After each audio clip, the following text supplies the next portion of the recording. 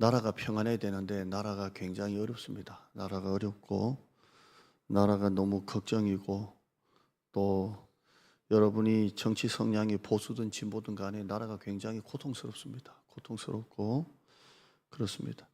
제가 오늘 설교는 특별히 제가 우리 교회 뭐 6월 달 호국의 달, 8월 달 광복의 달에도 나라 설교 잘 안 했던 것 같아요. 그런데 오늘은 수요예배에 맞게 우리가 나라를 위해서 좀 기도하는 시간을 좀 가졌으면 좋겠다 해서 오늘 설교를 좀 하려고 합니다. 항상 설교 끝나고 나면 난 예배 있을 걸 이런 마음들이 있는 설교들이 좀 있는데요. 내용은 수요예배 때 이렇게 좀 기도할 만한 그런 내용으로 이렇게 준비를 했습니다. 오늘 수요예배 제목은 기도하는 애국자입니다. 한번 따라할까요? 기도하는 애국자입니다. 예수님은 애국자 중에 애국자셨습니다. 십자가에 달리시기 위해서 예루살렘 입성하시고 난 다음에 예루살렘을 바라보시면서 예루살렘아 예루살렘아 하시며 탄식하고 우셨습니다. 예수님은 하나님의 나라 천국에 소망을 두셨지만 예수님이 태어나신 조국 이스라엘을 사랑하셨습니다. 그리고 예루살렘을 걱정하시고 탄식하시고 예루살렘을 놓고 우셨던 애국자이셨습니다. 모세도 애국자입니다. 자기 힘으로 하려고 했지만 애굽에서 고통당하는 채찍질 받고 있는 자기 민족을 구원하기 위해서 애굽과 싸운 사람입니다. 그가 갈대 상자에 버림받고 애굽의 왕자로 컸지만 그 피를 안 되는 거예요. 피가 안 되기 때문에 결국 그는 출애굽을 이끈 애국자로서 그는 살아갑니다. 요셉도 마찬가지입니다. 애굽의 국무총리로 있었지만 이스라엘을 먹여 살린 애국자입니다. 나중에 이스라엘이 그 애굽에서 나갈 때요, 출애굽할 때 요셉이 멀리 보고 예언을 하잖아요.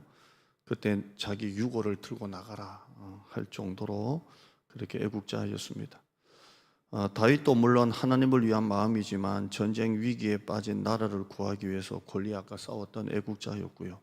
에스더, 유명한 에스더의 고백, 죽으면 죽으리로다. 자기 민족을 살리기 위한 결단이었습니다.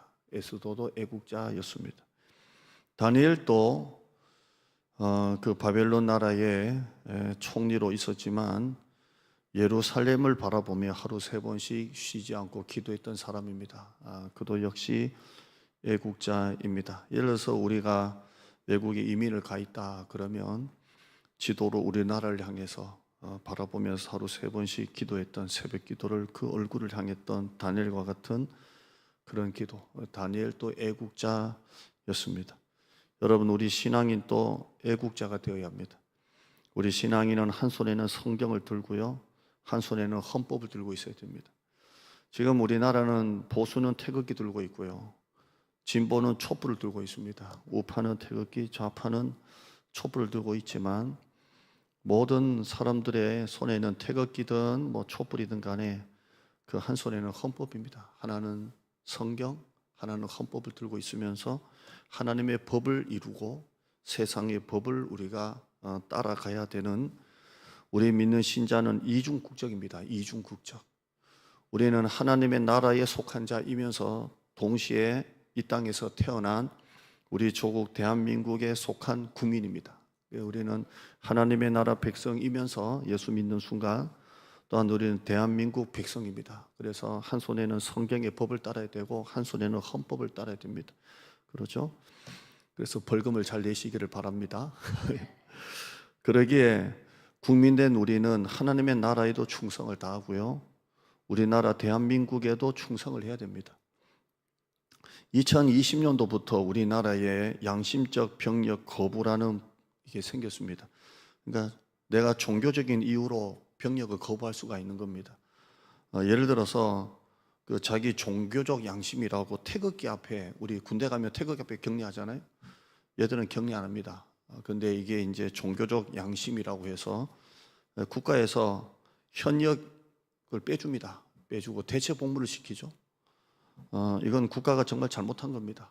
모든 국민은 남자가 때가 되고 나이가 되고 자격이 되면 우리나라는 병역 의무를 거쳐야 됩니다. 그런데 이 양식적 병역 거부의 대표적인 것은 여호와의 증인이죠. 또 실제로 우리나라에서 현역에서 빠지고 대체 복무로 한 그 사례가 여호와의 증인입니다. 여호와의 증인은 태극기에 대해서 격리 안 합니다. 그리고 애국 안 부릅니다. 얘들은 철저하게 여호와의 증인 그 법을 따릅니다. 근데 그걸 인정해 줘서 하는데요. 이건 잘못된 겁니다.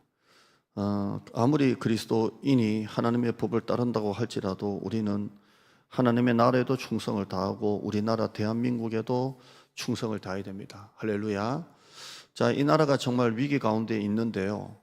세 가지를 좀 감사했으면 좋겠어요. 정말 위기 가운데 있지만 하나님께서 우리나라에 주신 이 세 가지 특별한 복을 먼저 좀 생각하는 시간이 되었으면 좋겠습니다. 첫째는 우리나라가 자유민주주의 국가인 것을 감사했으면 좋겠습니다. 한번 따라할까요? 우리나라가 자유민주주의 국가가 된 것을 감사하자. 여러분, 우리 대한민국이 공산주의 국가가 아니라 자유민주주의 국가가 되었다는 것은 특별한 하나님의 은혜입니다. 이스라엘도 희한하게 남북으로 이렇게 나누어져 있고 우리나라도 남북으로 나누어져 있고요. 이스라엘도 굉장히 나라가 좁죠. 사실 강원도 경상도 합친 것밖에 안 되거든요. 이스라엘 면적이 우리나라보다 훨씬 더 작은 나라입니다. 또한 이스라엘 중심으로 애굽이 있고요, 아수르가 있고요, 바빌론이 다 둘러싸고 있었잖아요. 우리도 지금 위에 중국, 일본, 러시아 다 둘러싸고 있잖아요. 희한하게 비슷합니다. 우리나라도 바다가 있고 얘들도 바다가 있거든요. 참 비슷 이렇게 합니다. 근데 우리나라는 남북의 극한 대립을 이루고 있죠. 북한은 공산주의고요, 우리는 자유민주주의입니다. 사실 1945년도 8.15 해방이 되었을 때, 우리나라 해방되었을 때 45년도 그때 우리 남한 사람들의 거의 80% 정도가, 정확하게 78% 정도 이렇게 나와 있는데요, 78% 정도가 자유민주주의보다 공산주의를 더 선호했다고 합니다. 모든 사람들은 어디냐? 그러면 나는 공산주의. 이게 우리나라 78% 정도였다고 합니다. 만약에 우리 남한 사람들이 모두가 평등한 사회, 공산주의는 모두가 평등한 사회잖아요. 분배. 사상은 좋죠. 모두가 평등한 사회, 모두가 함께 잘 사는 사회를 만들겠다는 공산주의 사상에 현혹되었다면 우리나라는 공산주의가 된 겁니다. 만약에 우리가 6.25 북침했을 때, 만약에 우리나라가 북한에 의해서 우리가 점령을 당했으면 이 나라는 전부 다 공산주의 사회가 되는 겁니다. 하나님은 이 대한민국을 그냥 내버려 두지 않으시고 이 나라 살려두신 겁니다. 역사는 만약이라는 가정은 없습니다. 그러나 만약 우리나라가, 만약 역사적인 가정이 없지만 만약 우리나라가 공산주의가 되고 공산화가 되었다면 어떻게 되었을까요? 정말 공산주의가 이상주의인 것처럼 모두가 평등한 사회가 되고 모두가 함께 잘 사는 사회가 되었을까요? 천만입니다. 지금 북한을 보십시오. 모두가 가난한 사회입니다. 특별히 김일성주의 귀족체제고 전부 다 국민의 95% 이상이 가난하고 비참한 그런 나라를 살고 있습니다. 여러분, 우리나라가 이렇게 마음껏 하나님께 예배하고 하나님께 이렇게 찬양하고 이렇게 마음껏 종교의 자유가 있었을까요? 공산주의가 되었다면? 지금도 중국은 교회 십자가를 강제 철거하고 있습니다. 삼자 교회만 인정하고 18세 미만의 주일학교는 지금도 중국은 불허합니다. 그래서 지금도 중국은 18세 미만은 주일학 교회를 못 갑니다. 삼자 교회가 그렇습니다. 성경책 내용도 다 조작하고요, 예수님이 죽은 자를 살린 것도 다 바꿔버렸습니다. 이게 공산주의입니다. 그래서 크리스찬들이 지하교회에 들어가서 예배를 드리지 않습니까? 우리는 종교의 자유를 가진 자유민주주의 국가에 살고 있기 때문에 자유롭게 예배하고 자유롭게 찬양하고 자유롭게 신앙생활을 할 수 있다는 것에 감사하는 여러분 되시기를 바랍니다. 우리는 코로나 때 예배에 어려움을 많이 겪었습니다. 제가 그때 저는 정치 발언이라고 전혀 생각을 안 하고 그냥 막 하긴 했습니다. 왜냐하면 너무 제가 생각했던 것이 뭐냐면 법이라는 것은 모든 법의 가치는 동일하게 적용해야 된다라는 게 제 생각이었습니다. 모든 법은 누구는 뭐 더 봐주고 누구는 뭐 더 하고 아니라 동일하게 적용을 해야 되는데 20명 미만 개척교회도 20명, 여의도 순복음교회도 20명. 나는 그게 굉장히 불합리했습니다. 20명 개척교회도 꽉 차는데 거긴 괜찮아요. 20명이니까. 여의도 순복음교회는 방송실만 한 20명 들어가는데 20명이니 어떻게 말이 됩니까? 그때 대형 쇼핑몰, 마트, 코스트코, 백화점 가면 줄을 서서 세상의 카페는 테이블 하나 비우고 다 앉아서 커피 마시는데 교회 카페는 안 된다고 하잖아요. 그래서 제가 그때 막 열흘서 설교를 막 한 적이 있습니다. 저는 여든 야든 목사이기 때문에 우리가 20명이면 백화점도 20명, 교회가 20명이면 코스트코도 20명 해야지. 왜 여의도 순복음교회는 부목사만 100명인데 방송실만 20명, 30명 들어가는데 여의도 순복음교회도 20명. 사랑의 교회 지금 강남에 있는 거기 본당이 6,000석인데 거기도 20명. 제가 그때 했습니다. 교회가 신고를 당하고 경찰이 오고 그랬죠. 여러분, 자유롭게 여행을 갈 수 있는 나라, 자유롭게 의사를 표현할 수 있는 나라, 자유롭게 공부할 수 있는 나라, 자유롭게 직장을 다닐 수 있는 나라, 자유롭게 사업할 수 있는 나라, 자유롭게 투자할 수 있는 나라, 자유롭게 돈 벌 수 있는 나라, 자유롭게 예배 드릴 수 있는 나라, 자유민주주의 국가에 살고 있다는 것을 감사하는 여러분 되시기를 주님의 이름으로 축원합니다. 두 번째, 우리나라가 세계적인 선진 대국이 된 것을 감사해야 됩니다. 아시다시피 우리나라는 찢어지게 가난한 나라였습니다. 6.25 한국전쟁 후에 그 당시 필리핀의 국민소득이 170달러, 태국이 220달러, 그때 우리나라는 70달러였습니다. 그렇게 극빈층이었습니다. 세계에서 거의 밑에서 2, 3등 안에 드는 그 정도로 가난한 나라였습니다. 땅이 넓습니까? 풍부한 자원이 있습니까? 아무것도 없습니다. 제가 어릴 때만 해도 미장원에 가면 머리를 막 쓸어가지고 머리를 이렇게 해가지고 파시더라고요. 이거 왜 파냐 그러니까 가발로 해가지고 수출하려고 그 돈 주고 이렇게 팔았던 나라가 우리나라입니다. 쥐잡기 운동을 벌여가지고 그 쥐털로 가지고 코리안 밍크라고 해서 수출됐던 나라가 우리나라입니다. 제가 어릴 때만 해도 잠자려고 하면 위에 쥐가 막 쿵쾅쿵쾅 쥐가, 여러분 그런 거 없었는가 봐요. 잘 살았는가 봅니다. 저는 어릴 때 살면 누워 있으면 그 천장에 쿵쾅쿵쾅 쥐.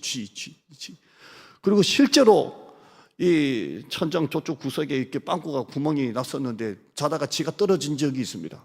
쥐가 정말 뚝 떨어져 가지고 여러분은 없는가 봅니다. 굉장히 좋은 가정 문화에서 살아오신 것 같은데 정말 쥐가 떨어진 적이 있습니다. 정말 쥐가 떨어지고 온데 화장실 가도 쥐가 나타나고, 당시 다 재래식 화장실이잖아요. 앉으면 밑에 쥐가 막 지나가고 막 그런 나라가 우리나라였습니다. 그런데 우리나라가 이 남북으로 갈라진 이 좁은 땅덩어리에 자원도 하나도 없고 아무것도 없는 이 나라를 하나님이 세계적인 선진 대국이 되게 하셨습니다. 1988년도 올림픽을 개최하고 2002년도에 월드컵을 개최하고 2018년도에 평창 동계올림픽을 개최한 나라입니다. 한류가 전 세계를 강타하고 국내 기업이 만든 휴대폰과 자동차가 전 세계인들에게 팔리고 있습니다. 1인당 국민소득이 76달러에 불과했던 찢어지게 가난했던 나라가 이제는 4만 달러가 넘어서는 경제대국이 되었습니다. 아멘. 3만 달러가 넘어가면 테니스가 국민 스포츠가 되고요. 4만 달러 넘어가면 골프 스키가 대중 스포츠가 되고요. 5만 달러 넘어가면 승마가 대중화가 된답니다. 저는 아직까지 3만 미만으로 살고 있습니다. 그냥 오직 등산만 하고 있습니다. 테니스 라켓도 잡아본 적도 없고, 골프도 어디 식당 가니까 골프 채가 하나 있더라고요. 아주 녹슨 거 한번 휘두르 봤는데 별로 잘 모르겠더라고요. 스키장 가본 적도 없고, 맨날 앉아서 썰매나 타고 다녔고, 승마는 아예 본 적도 없고요. 근데 우리나라가 3만 넘어가면 테니스, 4만이면 골프 스키, 5만 넘어가면 승마가 대중화된답니다. 이제 여러분 5만 달러 넘어가면 여러분 전부 다 말 타고 교회 나오시기를 주님은 따끄따끄따끄. 우리나라 한강의 기적입니다. 6.25 잿더미 된 우리나라 사진 보셨습니까? 1970년도 우리나라 사진 보셨습니까? 불과 50년 만에 우리나라가 최단 기간에 이렇게 세계인들이 부러워하는 선진 대국이 되었습니다. 제가 올해 다니엘 기도회, 그 오륜교회 다니엘 기도회를 다 들은 건 아니고요. 한 10개 정도 들었는데요. 탈북한 자매님이 그렇게 간증을 잘하시더라고요. 그래서 어떻게 저분 한번 모셨으면 좋겠다 싶은데 그 탈북한 자매님이 우리나라 와서 이제 탈북해서 우리나라 와 보니까 우리나라 사람들이 우리나라 보고 헬조선 뭐 지옥이다 그 말 있잖아요. 그러니까 자기가 그걸 듣고 막 화가 막 올라오더래요. 아니 이렇게 잘 사는 나라, 수도꼭지 열면 뜨거운 물이 콸콸 나오는 나라, 이 나라에 살면서 헬조선이라고 하니까 북한에 와보라고, 북한에 한번 몇 년 살아보라고. 진짜 어디가 헬조선인지. 여러분, 우리나라 아무리 설명해도 하나님이 베푸신 은혜밖에 설명할 길이 없는 줄 믿습니다. 세 번째, 우리나라가 기독교 대국이 된 것을 감사합시다. 우리나라는 5,000년 역사 가운데 유교 국가였고 불교 국가였습니다. 그러던 우리나라에 가톨릭 선교사 말고 개신교 선교사가 들어옵니다. 1885년도에 언더우드가 공식적으로 들어오는데요. 그 전에 독일 선교사가 하나 들어오거든요. 퀴첼라프라는 독일 선교사가 들어오는데 공식적으로는 85년도에 언더우드입니다. 자, 85년도라고 해도 2025년 기준으로 해서 140년 만에 완전한 기독교 대국이 된 겁니다. 한때 70년도, 80년도는 우리나라에 교회가 5,000개, 6,000개씩 세워졌더라고요. 이 기독교 통계를 보면 70년대, 80년대는 한 해 동안 한국 교회가 4,000개에서 6,000개 가량이 막 세워지는 그런 나라가 되었습니다. 대한민국은 동네마다 교회 십자가가 세워졌습니다. 2023년도 한국 선교 현황 보고서를 보면 우리나라 선교사님들이 외국의 장기 선교사님, 장기적으로 나가 있는 선교사님은 174개국이나 됩니다. 우리나라 선교사님, 우리나라 사람이 외국에 거기 살려고 장기 선교사로 나간 나라 국가가 174개국이고요. 그 선교사님들이 21,917명이 외국의 장기 선교사로 나가 계십니다. 할렐루야. 단기 선교사님은 이제 단기로 갔다 오시는 분은 451명이고요. 미국 다음으로 선교사를 파송하는 세계 선교 대국이 바로 우리나라입니다. 여러분이 우리나라가 미국 다음이라 그러니까 2등이지가 아니라 이 수많은 나라 중에 우리나라가 140년 만에 21,917명의 선교사님이 174개국에 나가 계시는 나라가 우리나라입니다. 우리나라 선교사님들이 오셔서 한 개 학교를 세우고 병원을 세우고 고원을 세웠습니다. 그런 대표적인 학교가 연세대 세브란스 아닙니까? 한국교회는 우리나라 학교를 세웠고 고아원을 세웠고 양로원을 세웠고 교육과 복지시설의 70%를 담당하고 있습니다. 아멘. 지금도 여러분 기독교 사립학교 있지 않습니까? 교회에서 하거나 기독교 사립학교 가면 철저히 교장부터 선생님들이 기독교적인 마인드를 가지고 학생들을 가르치는 거예요. 이거는 사학이 아니에요. 사립학교가 아니에요. 정말 어쩌면 공립학교보다 더 철저하게 모든 선생님들이 주기도문을 암송하고 사도신경을 고백하고 학생들에게 동성애가 죄임을 가르치고 성경을 가르치는데 이것도 사립학교를 없앤다고 해서 수많은 교회 사립학교가 문을 닫는 그런 어려움도 한국교회가 겪었습니다. 우리나라는 축복의 나라, 기적의 나라고 세계적인 기독교 대국입니다. 세계 최대 교회가 50개가 있다면 52 중에 한국교회가 12개입니다. 그러니까 세계 최대 교회 52 순위 가운데 한국교회가 20%를 넘게 차지하고 있습니다. 이처럼 하나님께서 우리에게 놀라운 복을 주셨습니다. 우리나라는 축복된 대한민국입니다. 여러분이 이 나라에 살고 있다는 사실에 감사할 수 있기를 주님의 이름으로 축원합니다. 저는 우리나라에 태어난 것을 너무 감사해요. 그 탈북 자매가 그래요. 만약에 수많은 나라 수많은 있는데 만약에 자기들 북한에 태어나고 싶었겠냐고요. 그런데 태어나 보니까 북한인 거잖아요. 그런데 우리는 자유민주주의 국가인 대한민국에 우리는 태어나서 이렇게 신앙생활을 하고 있는 것입니다. 그런데 우리나라는 받은 축복을 모르고 자꾸만 불평불만하고 분열하고 갈등하고 대립하고 있습니다. 국민 대통합 심포지엄 발표를 보니까 한국의 사회 갈등 수준이 OECD 국가 중에 독재 정권, 종교 갈등을 겪고 있는 터키의 그 다음이 우리나라랍니다. OECD 국가 중에 이 사회적인 갈등 수준이 우리나라가 두 번째랍니다. 그만큼 우리나라가 이 사회적인 갈등을 겪고 있어요. 자살률 OECD 국가 중에 1위인데 아주 오랫동안 지금 1위를 안 놓치고 계속 우리나라 1위입니다. 1위 자살률. 2022년도 기준으로 하루 평균 자살률이 35.4명입니다. 우리나라가. 그러니까 22년도에 하루에 우리나라가 뉴스도 안 나오는 자살하는 사람이 36명이 자살하고 있어요. 2시간마다 3명이 스스로 목숨을 끊고 있는 나라가 우리나라입니다. 지금 이렇게 잘 살고 있는 나라인데 지금 한국 사회는 세대 간의 이념과의 대립이 너무 심각합니다. 좌파냐 우파냐 두 쪽으로 갈라져 있습니다. 진보가 예하면 보수는 무조건 아니요라고 하고 보수가 예하면 진보가 또 무조건 아니요 하면서 극한 대립을 지금 펼치고 있습니다. 한 손에는 태극기, 한 손에는 촛불을 들고 이 나라가 계속 싸우고 있습니다. 예전에는 뉴스 그러면 다 진짜지 하고 봤는데 이제는 전부 다 이쪽에선 이게 가짜다, 저쪽에선 저게 가짜 뉴스라고 합니다. 친북, 종북, 친미, 반미, 반일, 친일, 이제는 친동성애, 반동성애, 나라가 계속 싸우고 있습니다. 여러분, 교회 안에 절대 정치하게 하지 마세요.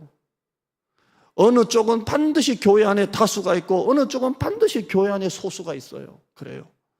다수든 소수든 나하고 몇 사람이 얘기하기가 맞는다고 그분하고 얘기하고 있으면 어느 누군가는 그 소리를 듣고 있어요.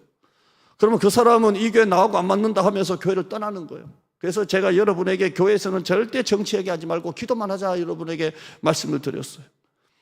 여러분, 이 나라가 이렇게 극한 대립을 이루고 있는데요, 이 나라의 이런 극한 감사와 대립 가운데 우리는 어떻게 됩니까? 우리 믿는 자는 역사의 주관자가 되시는 아버지 하나님께 기도해야 됩니다. 하나님이 이 세상 역사를 다 주관하고 계시고 우리나라를 쥐고 계십니다. 나라가 아무리 위기라도 기도하는 나라 성도들이 우리나라에 있는 한 하나님은 이 나라를 지켜주실 줄 믿습니다. 이 나라의 한국교회 크리스찬들, 한국교회 이 많은 선교사를 파송하고 있는 나라가 지금까지 우리나라 대통령이 잘해서 이 나라 여기까지 왔습니까? 정치인이 잘해서 여기까지 왔습니까? 아무리 대통령 잘해도 지지율 다 20% 미만이지 않습니까? 여러분, 목사가 우리 교회 지지율이 20% 생각해봐요. 목회 못해요. 한 교회 담임 목사님이 그 교회를 목회를 하려면 지지율이 몇 프로 돼야 교회를 이렇게 목회할 수 있는지 알아요? 목회자는 80% 이상 돼야 교회를 목회를 해요. 그런데 대통령은 20% 미만도 가지 않습니까? 그런 대통령이 이 나라를 계속 있었고 끝나면 정권 바뀌면 또 감옥에 갔습니다. 하나님이 이 세상 역사를 주관하시고 우리나라를 축복하셨기 때문에 우리나라가 여기까지 왔고, 그 하나님의 축복은 기도하는 백성들 때문에 이 나라가 여기까지 온 줄 믿습니다. 예수님의 마지막 기도 한번 보실까요? 20절 말씀 보시죠. 17장 20절 말씀 보시면 21절 한번 읽어보시죠. 이건 예수님이 마지막 다락방 설교와 다락방 기도입니다. 마지막 유언적인 기도인데요, 21절 한번 읽어보시죠. 시작. 아버지여, 아버지께서 내 안에 내가 아버지 안에 있는 것 같이 그들도 다 하나가 되어 우리 안에 있게 하사 세상으로 아버지께서 나를 보내신 것을 믿게 하옵소서. 내게 주신 영광을 내가 그들에게 주었사오니 이는 우리가 하나가 된 것 같이 그들도 하나가 되게 하려 함이니이다. 아멘. 예수님이 우리에게 맡겨주신 마지막 나라를 위한 기도 제목은 아버지 우리나라가 하나 되게 하소서입니다. 우리도 예수님처럼 우리나라가 하나가 되도록 기도합시다. 앉으면 정치 이야기하고 욕하고 한숨 짓고 비난하지 마시고 예수님처럼 이 나라 위해서 기도합시다. 주여, 우리나라가 하나 되게 하옵소서. 믿는 자들이 먼저 하나 되게 하옵소서. 우리 부부가, 우리 가정이, 우리 교회가, 노사가, 정권이, 세대가, 좌파와 우파가, 보수와 진보가, 남북이 하나가 되게 하여 주시고 하나님이 이 땅이 하나 되게 하여 주시옵소서. 하나가 되면 갈등이 해결되고, 하나가 되면 분열도 치유되고, 하나가 되면 통일도 되고, 하나가 되면 다른 강대국도 우리나라가 넘어설 수 없는 나라가 될 줄 믿습니다. 찬송가가 여러분 거의 다 번역곡이잖아요. 근데 제가 생각할 때 우리나라 분이 작사 작곡을 다 한 곡이 몇 곡 안 되는데 581장은 우리나라 분이 작사 작곡 다 했어요. 581장 주 하나님 이 나라를 지켜주시고 라는 찬송인데요, 워낙 안 부르다가 부르려니까 참 어렵더라고요. 한번 보실까요? 581장 제가 이걸 보면서 연습 많이 해서 불러야 되겠다. 581장 한번 가사를 한번 보실까요?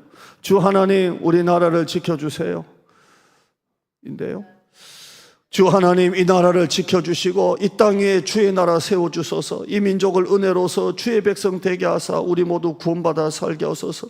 이 나라와 이 민족은 주의 것이니 주 하나님 그 뜻대로 인도하옵소서. 아름다운 이 강산에 믿음으로 사는 우리, 사랑하며 사는 민족 되게 하소서. 하나님이 다스리는 나라가 되어서 하늘에는 영광이요 땅에는 평화요 진리 평화 참 정의가 강물같이 흘러넘쳐 복된 나라 주의 나라 되게 하소서 되어 있습니다. 여러분 감사했으면 좋겠어요. 그리고 하나가 되길 위해서 우리 모두가 마음을 같이하여 기도하는 우리 모두가 되기를 주님의 이름으로 축원합니다. 아멘.